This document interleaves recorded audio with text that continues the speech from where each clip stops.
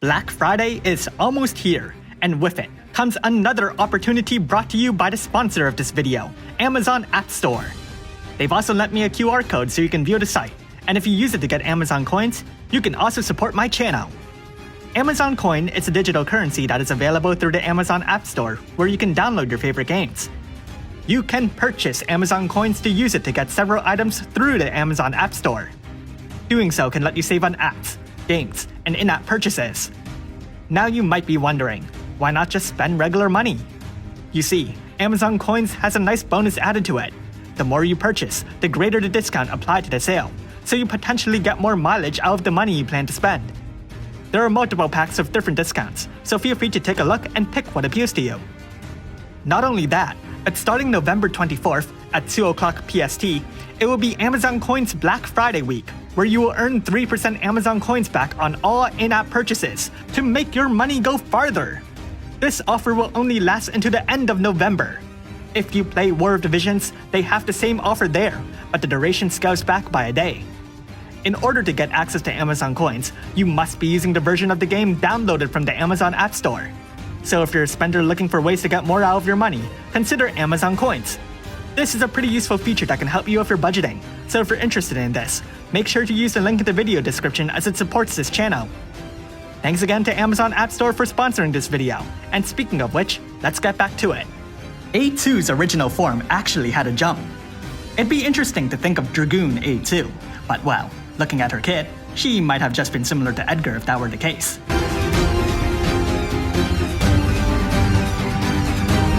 A2's Trustmaster reward is a materia that boosts attack by 500, boosts it further by 70%, and gives a double killer against all species. This is an incredible effect, but it's limited to units from near. Her Super Trustmaster reward is another materia. This one boosts attack by 100%, equipment attack by the same amount when your unit's holding a single weapon, and a powerful double killer against both beasts and machines. Onto her active abilities. Offensive heal combo deals damage that chains of bolting strike, and scales of morale. It also restores 5000 HP for A2 and fills the morale gauge.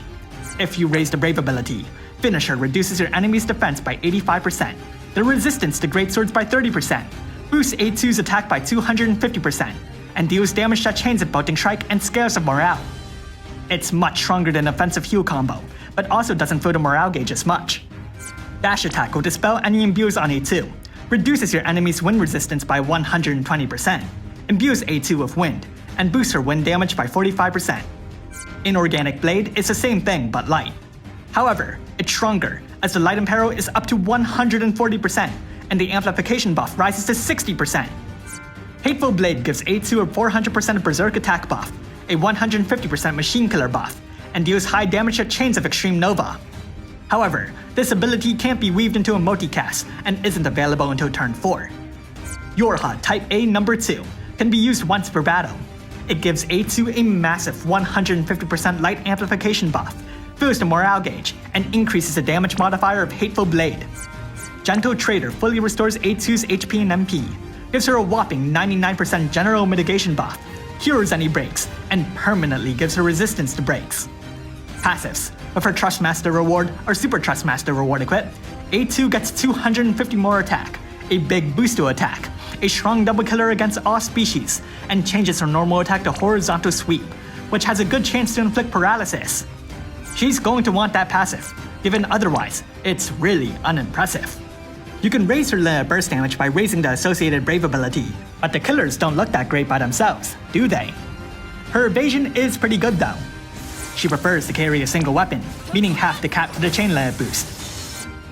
At EX plus 2, she gets Auto Avoid, which gives 500 attack, defense, spirit, a big boost to HP and MP, and the Auto Avoid ability is essentially Warring Spirit, but with 2 extra evasion stacks. She also gets Beautiful World, which gives more attack, and more chaining, which helps attack. And lastly, with a Neo Vision 2B in the same team, she'll also automatically cast Resonant Force every turn. Resonant Force will increase the damage modifier of Hateful Blade, and this buff will scale with morale. It also gives her an HP barrier. Her elemental resistance is also pretty good, especially lightning and light. Let's look at her limit first. It boosts A2's attack by 250%, deals flexible damage, and then she limps off or something. As a super layer burst user, A2 has access to attack shift, which automatically boosts her attack by 250%, her layer burst damage by 200%, and fills her layer burst gauge when the super layer burst is ready to go. The super layer burst says, "Wow, that's garbage," and replaces the attack buff with a 400% boost, sharpens the damage modifier for active abilities, deals flexible damage. Let's go look for a place to die. Let's rank Brave abilities. I'd prioritize Attacker Type 2 to increase her passives, and then Finisher to buff her defense break and attack buff. Interestingly, the damage modifier doesn't change at all. Time to make a damage rotation. On turn 1, cast Inorganic Blade and double cast Finisher. On turn 2, triple cast Finisher. Keep doing this until her super lamp burst is ready. Whether or not you should prioritize her lamp burst will greatly depend on your equipment and teammates. Lamp burst buffs are the obvious, but you might also be able to consider damage modifier buffs as well. Outside of morale fights, you should be able to prioritize her lamp burst, though of course it's not like I know what you're packing. With morale, it becomes a much closer race. Regardless, on turn 5, use your super lamp burst. On turn 6, cast your hot Type A number 2, Inorganic Blade, and Finisher. On turn 7, cast Hateful Blade. Though an EX+1 rotation has a rocky start, the duration of the buff from her super lamp burst is pretty generous, so once you get into the swing of things, you'll be able to prioritize Hateful Blade a bit more. So, EX2? As a super lamp burst user, A2 automatically benefits from additional EX awakenings. It's a nice way to speed up her rotation, though you're really just taking out a triple cast to get to Hateful Blade faster. Regardless, EX+2 does also unlock 3 more passives. More stats and chaining is great, but the instant lamp burst isn't extraordinarily game-changing given A2's lamp burst doesn't really do much. It's nice to have an alternate attack though, I guess. It also gives you Resonant Force. The extra HP barrier is nice, but the modifier buff isn't very significant outside of morale fights, not to mention it's contingent on pairing her with 2B, who you might not even have. However, with morale fights, the buff does further empower her, and it's especially nice given the script count of Hateful Blade.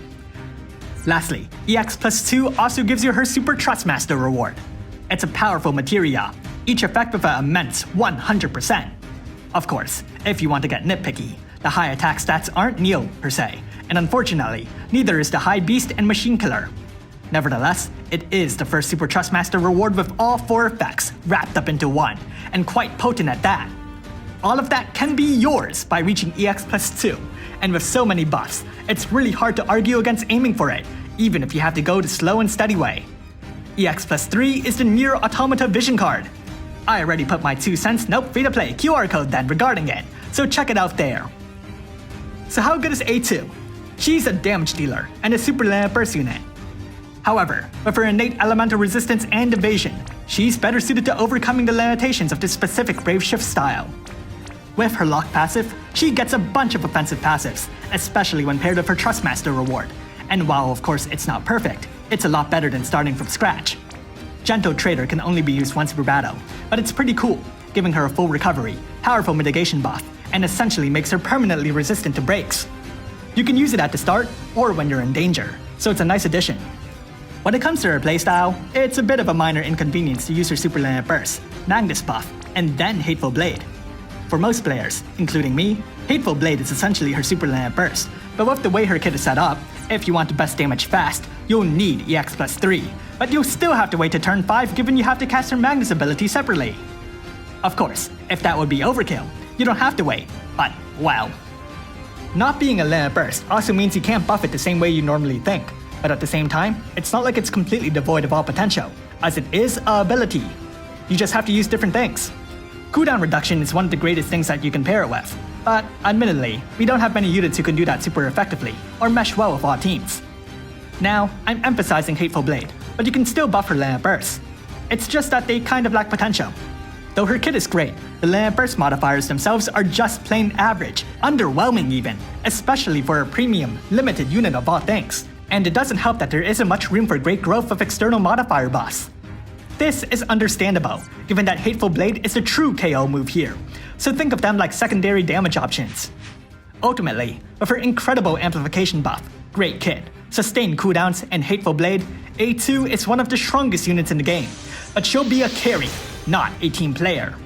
The whole cooldown wait for your strongest move is a bit too, because even her Super Lamp Burst is just prep. Thanks for watching, and if you liked this video, leave a like and subscribe. Comment below if you summon A2. I do have to put one thing out there. Leader skills. At the Japanese moment, these provide massive stat buffs to certain unit categories, and you have to wonder where A2 will fall under. If she doesn't fall into any category, and Global doesn't release something for collaboration, Global Originals, or just doesn't allot her to one, she won't be able to benefit from the buffs like many other units. But while cautionary and smart, it's also not very fun to think about. And it's gonna take some time till we get there anyways, and maybe Global will put some leader skills that she can take advantage of.